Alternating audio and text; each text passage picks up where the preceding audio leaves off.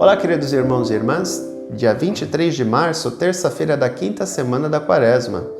Nós continuamos refletindo sobre o capítulo 8 de João. Hoje, os versículos 21 a 30. Naquele tempo, disse Jesus aos fariseus: Eu parto e vós me procurareis, mas morrereis no vosso pecado. Para onde eu vou, vós não podeis ir. Os judeus comentavam: Por acaso ele vai se matar? Pois ele diz: Para onde eu vou, vós não podeis ir. Jesus continuou: Vós sois daqui de baixo, eu sou do alto. Vós sois deste mundo, eu não sou deste mundo. Disse-vos que morrereis nos vossos pecados, porque se não acreditais que eu sou, morrereis nos vossos pecados. Perguntaram-lhe, pois, quem tu és então? Jesus respondeu: O que eu vos digo desde o começo. Tenho muitas coisas a dizer a vosso respeito e a julgar também. Mas aquele que me enviou é fidedigno, e o que eu ouvi da parte dele é o que eu falo para o mundo. Eles não compreenderam que lhes estava falando do Pai. Por isso Jesus continuou: Quando tiverdes elevado o Filho do Homem, então sabereis que eu sou, e que nada faço por mim mesmo, mas apenas falo aquilo que o Pai me ensinou. Aquele que me enviou está comigo. Ele não me deixou sozinho, porque sempre faço o que é de seu agrado. Enquanto Jesus assim falava, muitos acreditaram nele. É uma característica do Evangelho de João, o Jesus de João, ser um Jesus enigmático, poderíamos dizer assim. As falas dele, se nós observarmos em comparação com os sinóticos, que são os evangelhos de Mateus, Lucas e Marcos, que Jesus fala de uma maneira um pouco mais clara, o Jesus de João é enigmático. Primeiro aspecto que podemos observar do texto. Segundo, vós morrereis no vosso pecado. Que pecado? A falta de crença, de crer em quem Jesus era. Eles não acreditavam que Jesus era o Messias. E isso fazia com que eles se bloqueassem para a mensagem do Evangelho. Que eles endurecessem o coração. Aqui há um paralelo com o faraó. Quanto mais Deus fazia os sinais, mais o coração do faraó se endurecia. Quanto mais Jesus mostrava os sinais, mais o coração dos fariseus e dos mestres da lei se endurecia. Eles não davam o braço a torcer. Trazendo para uma linguagem mais nossa, coloquial. Eles não acreditavam que Jesus era o Messias. E isso era um grande pecado. Porque mesmo diante das ações impetradas por Jesus, pela ação do Espírito Santo, eles negam isso e eles dizem que Jesus não é o Messias. Eles não acreditam em Jesus. Por isso que Jesus diz: vocês vão morrer no pecado de vocês, o pecado da falta de crença em Deus.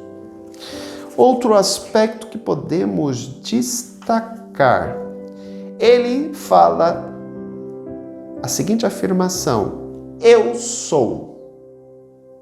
É outra característica do Evangelho joanino.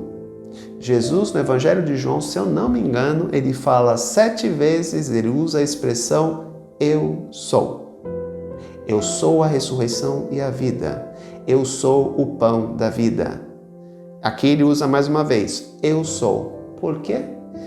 Lembremos que quando Moisés pergunta o nome de Deus, quando ele tem a visão da sarça ardente, ele diz: eu sou aquele que sou. O eterno presente, eu sou. E Jesus se apresenta como o eu sou. O que ele está querendo dizer de maneira implícita? Ele é Deus. Ele é Deus. O mesmo Deus que conversou com Moisés lá na sarça ardente. O mesmo Deus que fez o pacto com Abraão, Isaque e Jacó. O mesmo Deus que estava no ato do Fiat Lux. Faça-se a luz. E a luz se fez. O Deus da criação. O Deus eterno e todo-poderoso. Eu sou aquele que sou. Quando tiverdes elevado o Filho do Homem, que momento é esse? A cruz.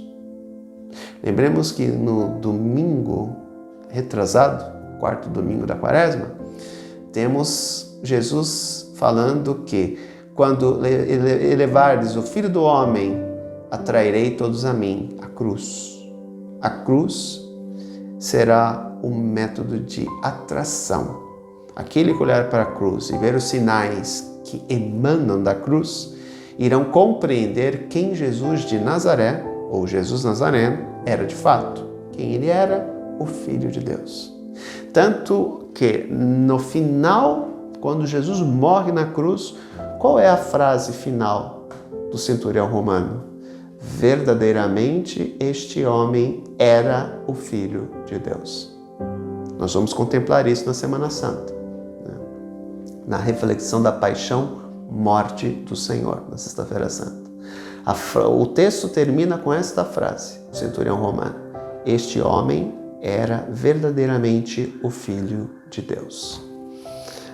Portanto, o Evangelho de João é um evangelho enigmático, místico, e isso causou uma dificuldade muito grande para que o Evangelho de João entrasse no cânon romano, para quem não conhece a história.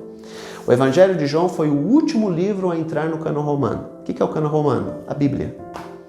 Quando a igreja foi fechar a Bíblia, se, por exemplo, hoje aparecer uma terceira carta de São Paulo aos Coríntios, né, escrito antigo, não entra mais, porque o cânon da Bíblia foi fechado. Então, se encontrar qualquer livro, que pode até ser um livro inspirado que foi escrito, não entra mais, porque o cânon foi fechado. Nos primeiros séculos, acho que foi o terceiro ou quarto século da era cristã, se fechou o cânon, a Bíblia. Então não se entra mais nenhum livro e nem se retira mais nenhum livro. Quando o cânon foi fechado, ou seja, que se iria fechar a Sagrada Escritura, o último livro a ser incorporado foi o de João, porque justamente pelos aspectos místicos se achava que era um evangelho em que aparecia um Jesus muito místico. Então eles tinham medo dessa interpretação. Por isso que outros evangelhos, como o Evangelho de Maria Madalena, o Evangelho de Pedro, o Evangelho de Tiago, não entraram no cânon romano. Por quê? Porque eram evangelhos que mostravam um Jesus extremamente místico. Pra vocês terem ideia, se eu não me engano, no Evangelho de Pedro aparece Jesus menino, Jesus mata um passarinho e depois ele vai lá e ressuscita um passarinho. No outro, ele briga com o menino, acho que é por causa da questão do passarinho. Aí o menino, que era vizinho dele, vai reclamar com José e Maria vão atrás de Jesus, e aí Jesus ressuscita o bichinho. Quer dizer, umas coisas assim totalmente fora de propósito. Por isso que a igreja fez uma leitura atenta, né, bem profunda desses documentos, desses textos que tinham na antiguidade, e acabou deixando de lado esses textos, porque eram textos onde Jesus aparecia de maneira muito mística, então não condiziam com a realidade, por exemplo, dos sinóticos, que apresentam mais um Jesus histórico, né, um Jesus mais centrado. Então o texto de hoje nos apresenta isso. Quando o Filho do Homem for levantado, elevado, sabereis quem eu sou, pois aquele que me enviou está comigo. Ele veio para cumprir a missão que o Pai lhe confiou. Portanto, ele e o Pai estavam intimamente ligados, estavam juntos durante todo esse processo de Jesus, diante da sua missão de resgatar o gênero humano, de instaurar o tempo de Deus e de revelar a verdadeira face de Deus. Um Deus que ama, um Deus que acolhe, um Deus que perdoa. Lembremos do texto de ontem da mulher adúltera, né? Ele é o Deus que não veio condenar ninguém, mas, ao contrário, salvar e libertar. porque Ele é o próprio amor que se encarnou no meio dos homens para a nossa salvação. Grande abraço, até amanhã, se Deus quiser. Tchau.